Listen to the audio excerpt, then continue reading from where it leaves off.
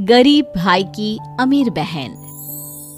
किशोर और पिद्दी दो भाई बहन थे। पिद्दी बहुत खर्चीले स्वभाव की थी। वो जितना कमाती अपने ऐशो आराम में पैसे उड़ा दिया करती। लेकिन किशोर समझदार था, घर को साथ लेकर चलना जानता था। अपनी बहन के जितना कमाता तो नहीं था, लेकिन फिर भी वो किसी तरह घर का खर्च चला लेता था। एक दिन पिद्दी किशोर से कहती है, किशोर, तुम थोड़ा ज्यादा क्यों नहीं कमाते? मेरे दोस्त रोज मेरा मजाक उड़ाते हैं। अरे बहन, मैं कोशिश तो कर रहा हूँ। अच्छा सुनो, अगले महीने रक्षाबंधन है, मुझे सोने का हार चाहिए, इससे कम कुछ भी ना लूंगी। अरे दिला दूंगा बहन। किशोर को पूरी रात नींद नहीं आती। उसके दिमाग में बस ये चल रहा था कि उसकी माली हालत इतनी बिगड़ चुकी है, अब वो सोने का हार कहाँ से लाएगा। अगले दिन किशोर सुबह सुबह घर से ये बोलकर निकल गया कि पिद्दी, मैं गांव से बाहर जा रहा हूँ, कुछ दिन घर नहीं आऊंगा। किशोर ने अपने काम के साथ साथ फेरी में कपड़े बेचने भी शुरू कर दिए, जिससे वो ज्यादा से ज्यादा पैसे कमा सके। रात में वो एक बिल्डिंग की चौकीदारी भी करने लगा। अपने काम से थोड़ा बहुत समय निकालकर बस कुछ घंटे की नींद ले पाता था। और कब वो कुछ दिन एक महीने में बदल गए और रक्षाबंधन भी आ गया, पता ही नहीं चला। लेकिन किशोर अभी तक घर वापस नहीं लौटा। जहां वो काम करता था, पिद्दी के नाम का गुल्लक रखा हुआ था। किशोर ने उस गुल्लक को फोड़ा और सारे पैसे इकट्ठा करके एक सोने का हार खरीद लिया। घर में पिद्दी किशोर का इंतजार कर रही थी। तभी किशोर आता है। कहाँ चले गए थे? 4 दिन का कहा था और 1 महीने से पता नहीं कहाँ गायब हो गए थे।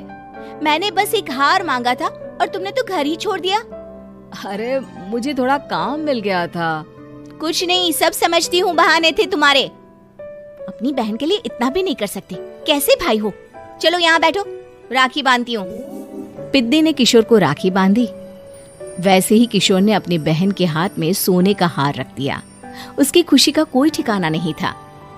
वो मिठाई खिलाए बिना ही नेकलेस लेकर चली गई और शीशे के सामने अपने गले में हार रखकर देखने लगी।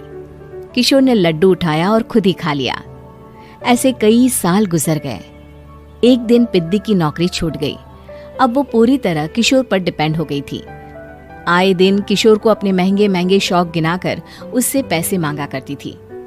किशोर, कुछ पैसे देना, मुझे पार्लर जाना है। किशोर बिना कुछ बोले उसे पैसे दे देता। ये क्या, 500? अरे इतने में तो मुझे पार्लर में एंट्री मिलेगी बस। अच्छा, देता हूँ ना ज्यादा। अरे कैसे भाई हो, अपनी बहन के लिए इतना भी नहीं कर सकते। किशोर ने जेब से 2000 का नोट निकाला और उसे दे दिया। किशोर गरीबी में रह लेता था, लेकिन अपनी बहन को कभी कोई कमी नहीं होने देता था। बेटा, पिद्दी तुम्हारी बहन है, उसे कभी किसी चीज की कमी मत होने देना और उसका ध्यान रखना, क्योंकि भाई का फर्ज होता है अपनी बहन का ध्यान रखना। किशोर ने माँ की कही ये बात हमेशा के लिए याद कर ली थी।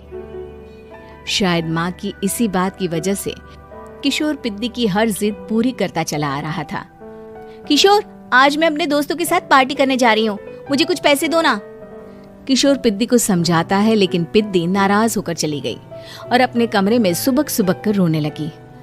किशोर अपनी जेब से कुछ पैसे निकालता है और पिद्दी को दे देता है। किशोर खुद कभी अच्छे कपड़े नहीं पहनता, लेकिन पिद्दी को राजकुमारी की तरह रखता। पिद्दी के जाने के बाद किशोर अपने काम पर निकल गया। एक तरफ पिद्दी अपने दोस्तों के साथ मस्ती कर रही थी, तो वहीं दूसरी तरफ किशोर पैसे कमाने के लिए कड़ी मेहनत कर रहा था। कुछ और दिन ऐसे ही बीत गए। एक दिन पिद्दी एक लड़के को लेकर घर आई और उसे किशोर से मिलवाया। किशोर, मुझे इस लड़के से शादी करनी है, लेकिन इनके मम्मी पापा बोल रहे हैं कि उनको दहेज में एक कार चाहिए, तभी वो मेरा और पंकज का रिश्ता कबूल करेंगे। लेकिन बहन, कार खरीदना कोई सब्जी खरीदने के बराबर तो नहीं है। अरे कैसे भाई हो तुम, अपनी बहन के लिए इतना नहीं कर सकते? देखो, मैं ज्यादा इंतजार नहीं कर सकती, तुम्हें 1 साल में मेरे लिए कार खरीदनी ही होगी। अच्छा पंकज, एक काम करो, कल तुम अपने माता पिता को घर बुला लो, मैं उनसे तुम्हारे और पिद्दी के रिश्ते की बात कर लेता हूँ। अगले दिन किशोर के छोटे से घर में पंकज और उसके माता पिता आते हैं। बेटा, तुम्हारी बहन ने हमारी शर्त तो बता ही दी होगी। जी बेटा, तुम तो इतने छोटे घर में रहते हो, दहेज कहाँ से लाओगे? मैं अपनी बहन की खुशी के लिए सब कुछ कर सकता हूँ। पंकज और पिद्दी का रिश्ता तय हो जाता है। किशोर अब अपनी क्षमता से 4 गुना ज्यादा काम करने लगता है। सुबह सबके घरों में न्यूज़पेपर फेंकता, दिन में मजदूरी करता और रात में चौकीदारी करता। खूब मेहनत करके किशोर ने अपनी बहन की शादी के लिए पैसे जुटा लिए।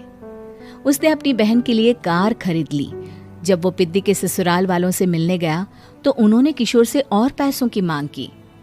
इस बार किशोर हार चुका था। पिद्दी माफ करना, मैं तुम्हारी शादी उस लड़के से नहीं कर सकता। वो लालची लोग हैं, उन्हें सिर्फ पैसों से मतलब है। देखो किशोर, मैं पंकज से ही शादी करूंगी। क्योंकि पिद्दी ने तो किशोर की बात न मानने की जैसे कसम खा रखी थी। किशोर ने पंकज को घर बुलाया। पंकज, तुम अपने माता पिता को समझाते क्यों नहीं हो? भैया, वो हमारी शादी के लिए मान गए, मेरे लिए तो यही बहुत बड़ी बात है। हम एक काम कर सकते हैं, दहेज की रकम में से कुछ पैसे मैं आपको दे देता हूँ। अरे लेकिन समाज वाले क्या कहेंगे? अरे जब दुनिया को पता चलेगा तब ना। अच्छा, कुछ पैसे मैं अपने मालिक से कर्ज में ले लेता हूँ। कुछ पैसे पंकज देता है, कुछ वो कर्जा लेता है और अपनी उम्र भर की कमाई वो अपनी बहन की शादी में लगा देता है। आखिर में पंकज और पिद्दी की शादी हो जाती है। पिद्दी की विदाई के बाद किशोर बिल्कुल अकेला पड़ जाता है। अब उसका कमाने में भी मन नहीं लगता। उधारी वाले रोज घर में आकर बैठ जाते हैं। अरे किशोर, अब तो पिद्दी की शादी को 5 साल हो गए, अब तो हमारा पैसा लौटा दो। चाचा, पिद्दी के जाने के बाद किसी भी काम में मन नहीं लगता। अरे तो हमारा पैसा कैसे वापस मिलेगा? जी, कुछ करता हूँ मैं। किशोर के ऊपर बहुत सा कर्जा चढ़ गया था, इसलिए उसने तय किया कि वो ये घर बेचकर सबके पैसे लौटा देगा। अगली सुबह शहर के किसी साहूकार को उसने अपना घर बेच दिया और सबके पैसे लौटा के वो गांव छोड़कर चला गया। पिद्दी ने शादी के बाद कभी अपने भाई का हाल तक नहीं पूछा। किशोर को फर्क नहीं पड़ता था, बस ससुराल में उसकी बहन खुश है ये जानकर उसे खुद की खुशी मिलती थी और ये सोचकर कि उसने माँ से किया हुआ वादा पूरा कर दिया।